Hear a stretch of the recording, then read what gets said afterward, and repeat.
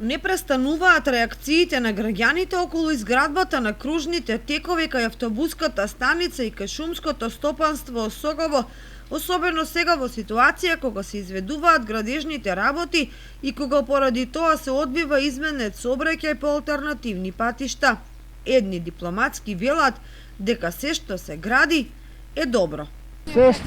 Се што може да се направи, да направи. Да, супер, добро јас за сега сите. прв пат видов. Добро е за сите тоа, убаво е. Па мислам дека ќе се подобри, што знам. Што се прави нешто, ќе видим. Уште не е направено, ќе видиме. Дали е добро решение според вас А ја мислам дека е добро. Види, ја не знам дали е уред технички како е шо, ама естетски ми е убаво. Нешто се промени градо, неле? Добие некоја естетика, некоја нова линија и активност се појавува у градот.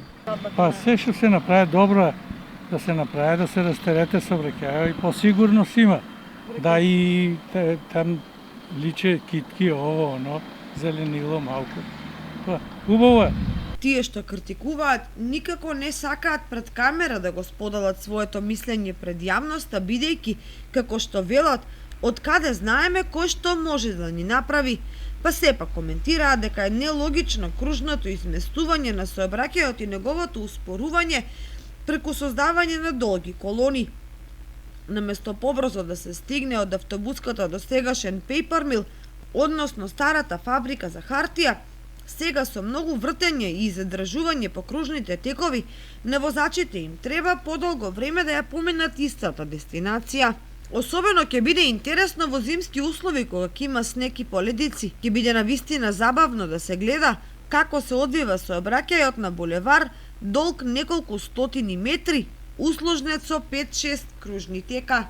Прашањето за дискусија е колку ќе предонесе во функционирањето на сообраќајот кругот кај автобуската, кој практично значи зафаќање значаен дел од вкупниот прометен простор, иако естетски гледано може да биде освежување со цвеќиња и зеленило, плюс колку ќе го реши сообраќајниот и пешачкиот метеж кои тука се создаваат во шпицевите на денот.